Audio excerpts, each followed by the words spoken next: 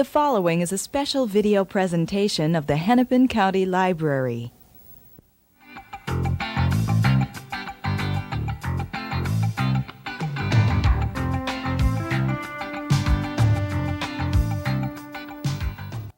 Welcome to a discussion with author Holly Uyemoto. I'm Steve Benson. Holly Uyemoto is the author of Go, just published by Dutton. Holly, welcome to the program. Thank you. This is your second novel, and it's a superb novel of families. And even though it's a very particular family, a Japanese-American family, it really has a lot to say about all families. I hope so.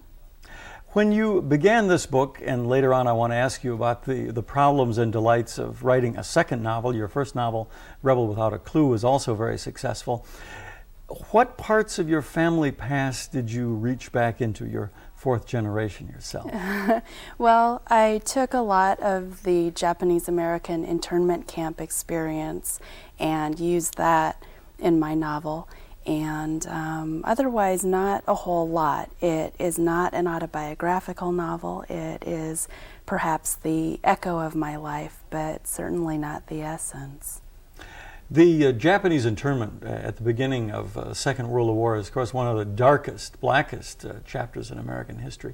And it's something that conjures up both fear, regret, guilt among many people, and certainly has had a difficult record in the lives of Japanese Americans. Yeah, I think that's true. I'm a little surprised to hear you say it conjures up that much emotion. It's been my experience that not many people actually know about it. It's a largely neglected part of American history. Although here in the Twin Cities there was an internment camp near the Minnesota River not far from here. Right, yeah. There's a new book out, in fact, about 14 Minnesota Japanese American women's experiences in that camp. I saw it in the store the other day. The characters who lived in the camp, parents, grandparents, which of your family lived in camps? My mother was born in a camp. My grandparents were all put in internment camps. My great-grandparents were deceased by that time, but basically all of my elders had some camp experience. Were they the kind of experiences that they talked about when you were growing up? Was it an open story or was it a secret? It was a secret. It was something we certainly knew that they had been in camp, but my grandmother made it sound like lanyards and 99 bottles of beer on the wall, certainly not internment camp, so it wasn't given that kind of significance or much attention.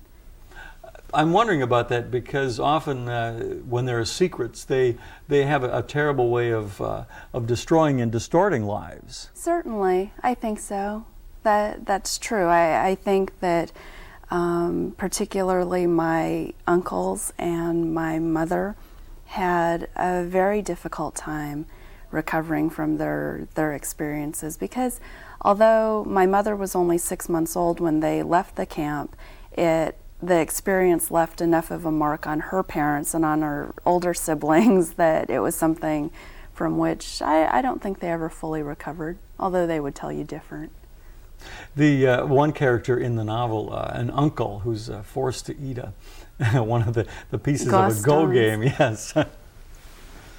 I want to ask you about that Go game that features very prominently in the internment part of the novel, and also, of course, it's the name of the novel. Right. What role does the game Go play in the lives of Japanese Americans? Well, not a whole lot, I don't think, but in terms of strategy and getting what you want by rather circumscribed means.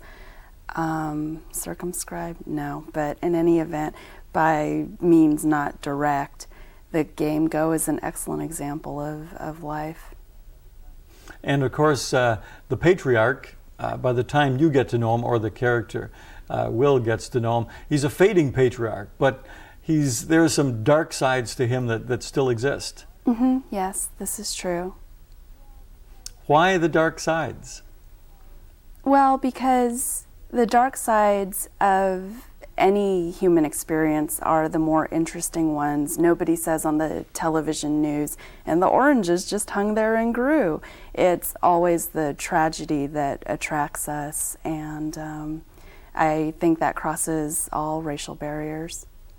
Well, that's right. I mean, all families are particular in their own way, and it's that particularity that we seem to like, no matter what the cultural barriers or the different types of experience they grow out of. Well, it's like is it in Dostoevsky? Is that the guy who said that all unhappy families miserable in their own way? You know, it's Tolstoy, but right, it would take a Russian.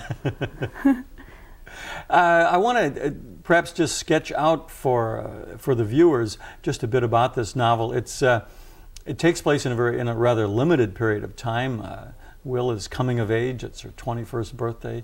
She's also had a very traumatic breakup with a boyfriend and is on lithium. Tell us about how all of those things come together. Well, I think the point at which we meet Will, the narrator of Go, she is in a really bad spot in her life, and it's the convergence of the past and what her future will be.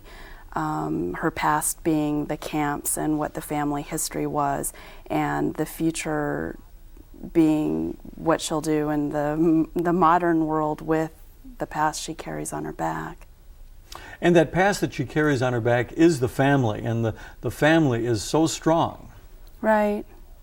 You talk at one point about the American family is based on the relationship between the husband and the wife, but in the family, it's the mother and the child. I think that's true. How does that play out in your life and the lives of Japanese Americans? Well, gosh, I'm not real sure how it plays out in my life. What an on-the-spot putting question. But maybe in the lives of Japanese Americans, it's more, we're further removed from that, certainly. When I am saying in the book that the Japanese model for a family is based on the mother and child relationship, that's Japanese in Japan. And personally, our family hasn't retained a whole lot of that, although my mother and I are very close. In looking at the various characters in the family, and also in your family, you said that sometimes you're not sure whether to describe yourself as a third generation or a fourth generation. Right. Why is that? Well, the big difference there is that fourth generation is that much more removed, and my mother is very second generation, my father is very third generation, and so I'm sort of both. Technically, the generation that you describe yourself as comes from the father's side of the family, so I describe myself as fourth. However, I often feel closer to what my mother represented in terms of what it means to be from Japanese ancestry. You've also had a chance to live in Japan. Right. And Japan, of course, is again one of those cultures that in the minds of Americans brings up all of those emotions, maybe a little bit of fear, admiration, anger. What about you as a woman, as a feminist? Well, it was difficult. It was difficult because Japanese women are given a very small role, really, and we had talked about a glass ceiling, but it's not even a glass ceiling. It's much more confining than that, even.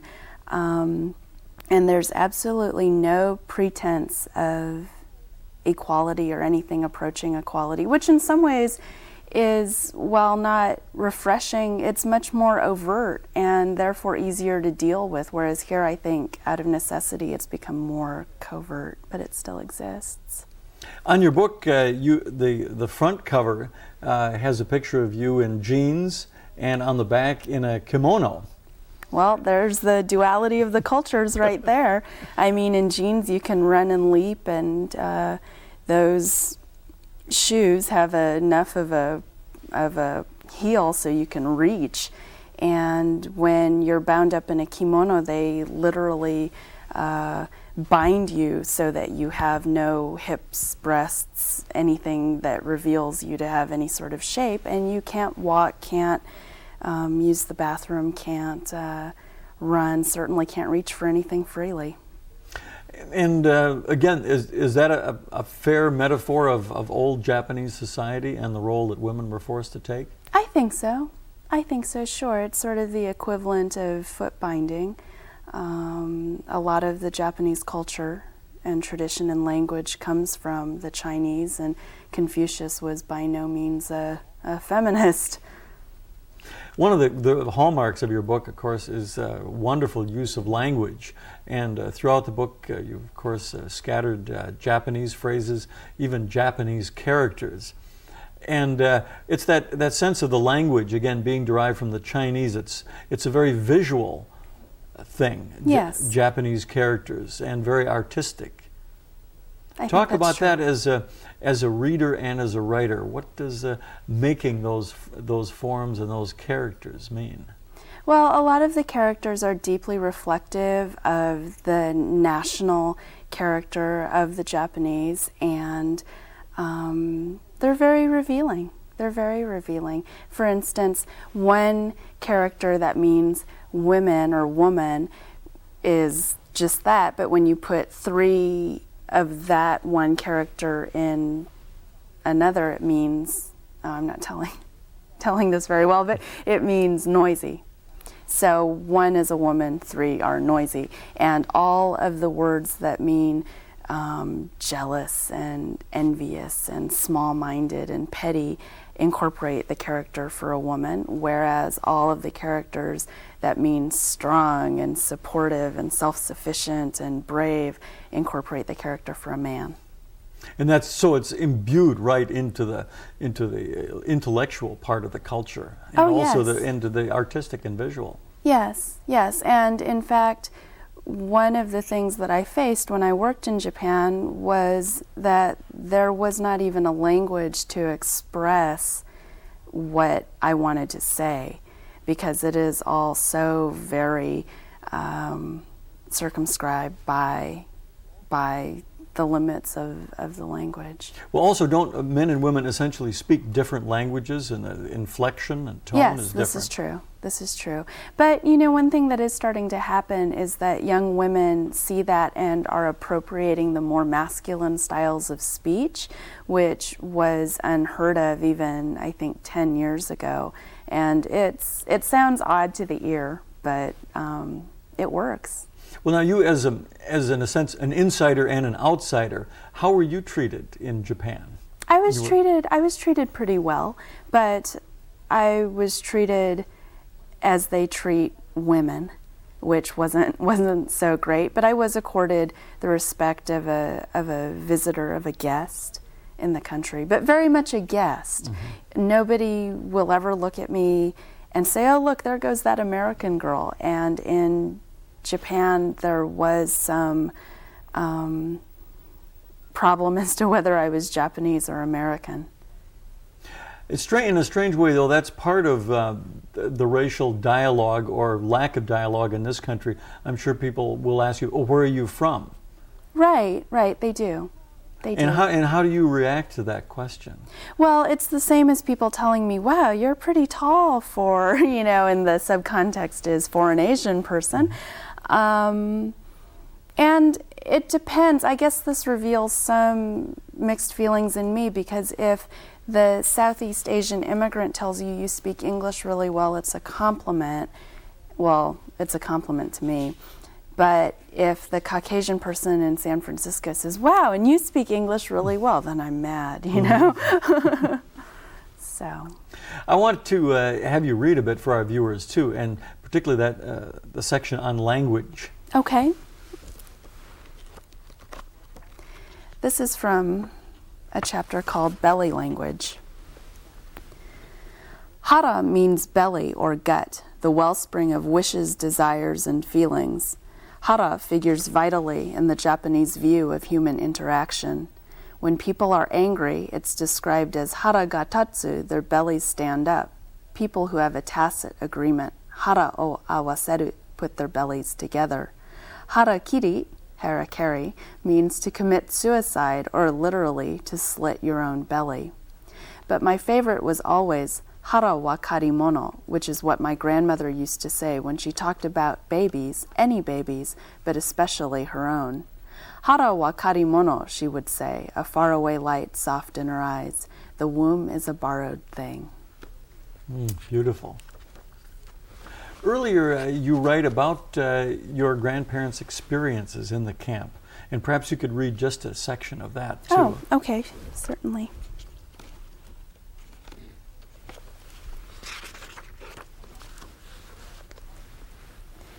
In 1941, all people of Japanese descent in America were classified as enemy aliens. Japanese cultural effects and anything deemed potentially useful in espionage situations were declared contraband. Before they went into internment camp, the Japanese Americans' razors, knives, artwork, Buddhist and Shinto shrines, and photographic equipment were confiscated by the government. Hence, there were no baby pictures of my mother born in a camp, and throughout her youth, her brothers told my mother that she had been adopted. There were no pictures of her until she was almost 4 years old. When she was born, America had just declared war on Japan, and Oji-chan was taken away for questioning by the FBI. In a heavily censored letter that arrived without a return address or postmark, Oji-chan instructed Uncle Mas to give my mother a good American name. He complied, calling her Ava after Ava Gardner. When she was a girl, she complained, "Why couldn't I have been named something normal like Joan for Joan Crawford or Carol after Carol Lombard? You're lucky you're not Lulu," Uncle Wes would say, for little Lulu. Or Wes, my mother would say, for Western. Uncle Wes, born 2 years before my mother, was also named by Uncle Mas, whose teenage cinematic preferences had ranged from Southern vixens to cowboys running varmints out of town. When they returned to California, Oji-chan took in boarders at the house he had convinced a Chinese family to rent to him. The house sat on an abandoned acre once belonging to a Japanese farming couple. The land had been left in care of former friends of the couple, but the friends did not think the Japanese would come back, so they sold the property to a Chinese family. On his rental property, there was a small 2-story house, a garden that had gone to seed, a ramshackle outhouse in which black widows and milk snakes lived, and a rusty old chicken coop. At Oji-chan's direction, the whole family crammed into the chicken coop, a humbler structure than even the 16 by 40 barrack they had all lived in camp. A plywood wall separated the humans from the chickens, who hadn't gone anywhere on account of the new human tenants. The chickens lived there too. In Japan, my grandmother and her sister had kept a rooster as a pet. He crowed when the sun rose, chasing away evil night spirits. Now my grandmother cohabitated with the chickens, whose status, in Oji-chan's poverty, had been elevated to that of family members. Oji-chan is a survivor. He survives the war. He's taken away, I think, by the FBI initially before he ends up in the camp. And he's also a linguist, and that brings us back to that issue of language. He's learned Spanish as well, and I think he calls his boarding house Esperanza. Esperanza. Or hope. Yes. Tell us about that hope in this figure. When we see him in the novel, by this time, he's really a fading patriarch. Right, right. Well, the grandfather has a great deal of hope. He wants to assimilate into the new country, and he wants to do well, and that is part of the human experience, wanting to live up to your potential and wanting to do well, and that's what he's about. But at the same time, he's willing to crush other members of his family. One son wants to go off and become a pilot in the Korean War, but yet he's forced to stay home and marry. Well, the grandfather doesn't want to crush the members of the family, but the good of the individual is definitely submerged in favor of the good of the group. That's what's important. And that's typically Japanese. Conformity is very important, and individuality takes second seat to the larger social structure. Throughout the novel, too, again, your language comes out. You obviously love plants and flowers. Well, I know a great deal about plants and flowers, I guess, somewhat, because my father is a plant pathologist and my mother is a florist. Does that again fit in with a bit of the Japanese, if not Japanese American character, the idea of flowers and beauty around you and arrangements? Yeah, I think so. I think so. And also there's great emphasis placed on the unadorned, and the natural, and even the ugly is beautiful, and often the more unattractive it is to the eye, the greater comfort is found in the beheld object. Well, Will comes back to the family. She's been off at college, and she's had a very unfortunate relationship that's ended badly. And then someone tries to fix her up with another Japanese American, and that doesn't work well. That is the only part in the book that I regret, although for the story that I was telling, it could hardly have gone any other way. And it is reflective of the Japanese American experience, which is an 85% outmarriage rate among the women. So what can I say? Do you think it's because of the, not to say stifling effect of the family, but the pervasive role of the Japanese American family? Well, I think oftentimes Japanese American men are given short shrift. I think that Asian American women have an easier time in this culture than the men do. Is that because, again, back to that question, well, where are you from? I think that has something to do with it, yes. And I think women often are more adaptable. Could that also be a reflection of, in a sense, the character that's been foisted upon Japanese women of being submissive and sort of following the dictates of the family, maybe submerging their own lives for the greater good of the family? Mm-hmm. Yes, yes. Whereas the men are told, it's the traditional gender roles. The men are told to get out there and forge a path, which often isn't the easiest thing in a country that, is predominantly Caucasian, whereas the women are allowed more leeway. I think they have more choices. There are not many Japanese American writers. How did your family react first when Rebel Without a Clue came out, and how have they reacted to this novel? Well, I think their great fear was that this novel would be based on them, because they knew I was writing about Japanese Americans, but it wasn't. It was based on the fact that I needed a job, and they've been wonderful. They've been really supportive, and just much more so. It sort of surprised me, frankly, because they are so Japanese American. I thought that all of their emphasis would be on education, academia. Why don't you go do something that requires a degree, like become a physical therapist? And they've been really supportive. Was it hard to make the transition from that first novel to the second novel? In the sense that many people have at least one novel in them. And once you've got that sort of launched, then the tack that you took for the second, yes.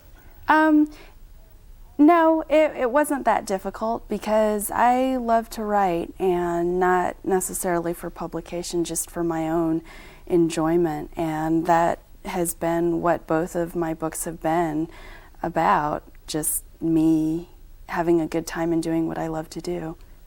Do you keep things like journals? Are you a journal writer, a memoir writer? Not really. No. My own life is pretty dull, so I'm thinking of the process. No need to write about it. The process of writing this, because again, you had that wonderful framing device of the girl coming back to the family for her 21st birthday, and to, in a sense, how you organized the writing of this. Was it? Did you have a central focus of some of the climactic scenes, or did it sort of weave itself? Well, I don't like to say that the book wrote itself, because that makes it sound as though I did not do any work, but it did sort of write itself. I didn't sit around thinking about it, certainly. For the second novel, then, did you revise it with an editor? How did that process go? Yes, I revised it with an editor who was very fair and very nice, and it's in its present form. And of course, again, back to that wonderful cover of you on the front, dressed like an average American 20-something, and then on the back in the Japanese kimono. What are your future plans and projects now? I'm working on a book right now that is about California, I guess, and it's about what happens to people when things like air, housing, water, food, education become privileges instead of rights. It's a satire, and I'm hoping to go to college. I'm shopping around for a university. Yes, I think many people would be surprised to know that you dropped out of school to write your first novel. Right, right. It was so much what I wanted to do, and that's what I meant about the family surprising me by being so supportive, because mine was not the traditional path, but they didn't have a real problem with it. Well, it sounded too, when we were talking before the program, that you spent a great deal of time reading. Yes. What kinds of authors particularly attract you? I'll read just about anything. I like to read biographies. While my own life is dull, I like to read about how other people spend theirs. And I like to read, I'll read anything. I'll read anything. Do you have any desire to go back to Japan, spend more time there, getting in touch with that culture? Yes, I'd like that very much. I plan to go later this year. In fact. Are there some contemporary Japanese authors that you particularly like? You mean my contemporaries? Yeah, or or people who... ones that people might know that are writing in Japan today? Yes, Shusaku Endo writes wonderful novels that are very revealing of the Japanese character, and they're terrific. And who else? I was reading somebody else recently, but the name has escaped me. Have you written poetry as well? No, I've never been a poet. After college, what do you plan to do? Pursue a writing career? No, actually, well, yeah, I hope to write all my life. I should be so lucky. That would be wonderful. But I'd like to teach. And teach what, internet language or literature? Probably history. Probably history. History is one of my favorite subjects. We want to thank you very much for joining us today on A Discussion With. We've been talking today with Holly Uyemoto. She's the author of Go, just published by Dutton. I'm Steve Benson.